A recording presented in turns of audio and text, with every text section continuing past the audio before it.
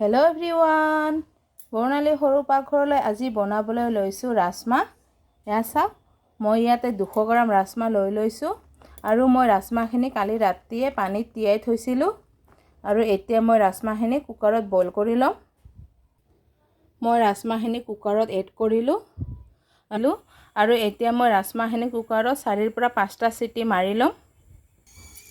আৰু মই ইয়াতে লৈছোঁ এটা ডাঙৰ চাইজৰ পিঁয়াজ, 2টা নহৰু আৰু 1 টুকুৰ আদা।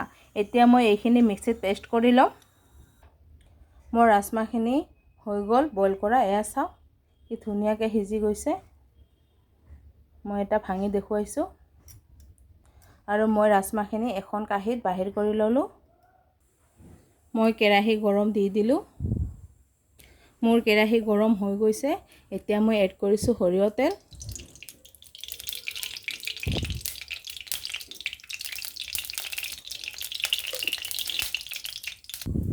আৰু মই ইয়াতে পুৰণ দিবৰ কাৰণে লৈছোঁ এটা পিঁয়াজ সৰু সৰুকৈ কাটি লৈছোঁ, 2টা শুকান জলকীয়া, 2খন তেজপাত আৰু কেইটামান লৈছোঁ কেঁচা জলকীয়া। মোৰ তেলখিনি গৰম হৈ গৈছে। প্ৰথমতে মই শুকান জলকীয়া 2টা দি দিছোঁ পুৰণ।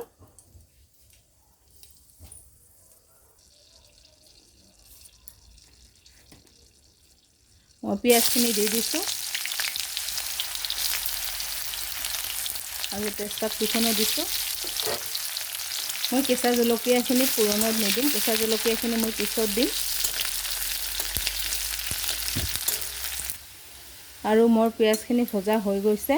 মই মিক্সিত পেষ্ট কৰি লোৱা আদা, নহৰু, পিঁয়াজৰ পেষ্টখিনি এড কৰিছোঁ এতিয়া।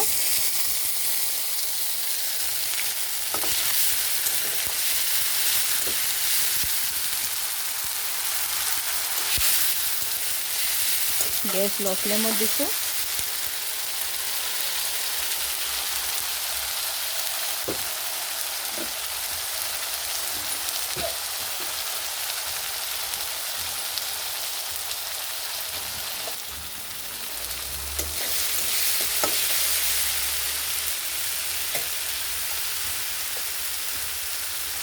নিমখ এড কৰিছোঁ পৰিমাণ অনুসৰি 1 চামুচ আৰু অলপখিনি এড কৰিছোঁ। হালধিৰ গুড়ি এড কৰিছোঁ 1 চামুচ আৰু অলপখিনি।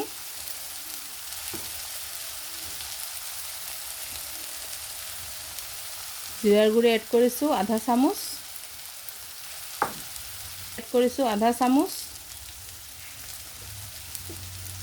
আৰু দুফাল কৰি থকা কেঁচা জলকীয়া 3টা এড কৰিলোঁ।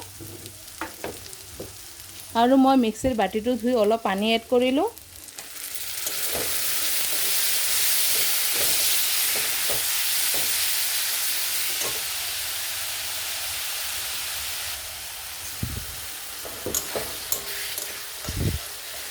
আৰু এতিয়া মই মছলাখিনি 2ৰ পৰা 3 মিনিট টাইম ভালকৈ ফ্ৰাই কৰি ল'ম।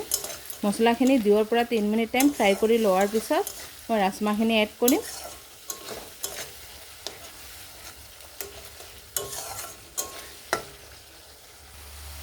মই মছলাখিনি 2ৰ পৰা 3 মিনিট টাইম ফ্ৰাই কৰি ল'লোঁ আৰু এতিয়া মই বইল কৰি থোৱা ৰাজমাখিনি এড কৰিলোঁ।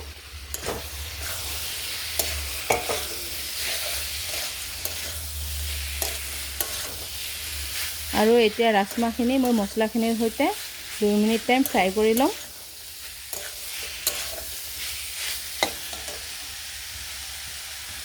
ৰাজমাখিনি এড কৰাৰ পিছত মই আকৌ অলপখিনি পানী এড কৰিম।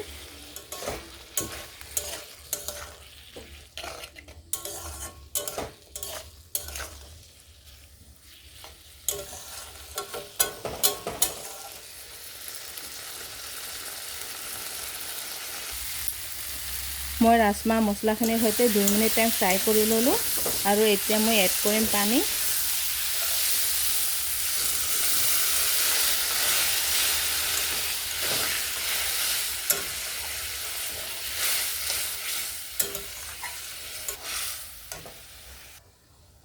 আৰু পানীখিনি এড কৰাৰ পিছত মই ৰাজমাখিনি 2 মিনিট টাইম জাল কৰি ল'ম।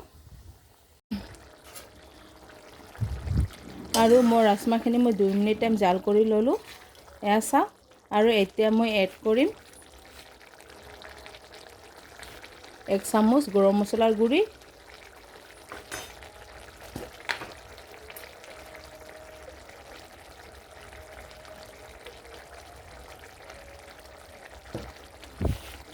আৰু আধা চামুচ ঘি।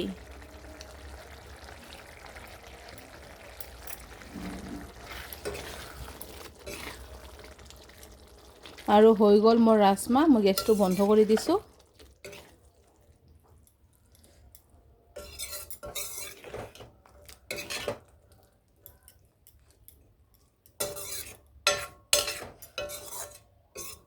মই গৰম মছলাৰ গুড়ি আৰু ঘিখিনি এড কৰাৰ পিছত মই গেছটো বন্ধ কৰি দিছোঁ আৰু হৈ গ'ল আজিৰ মোৰ ৰাজমা। এয়া চাওক।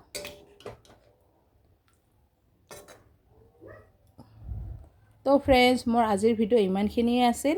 আৰু আজি মোৰ ভিডিঅ'টো ভাল লাগিলে লাইক কমেণ্ট শ্বেয়াৰ কৰিব আৰু পিছলৈ মোৰ ভিডিঅ' চাবৰ কাৰণে মোৰ চেনেলটো ছাবস্ক্ৰাইব কৰিব। ধন্যবাদ।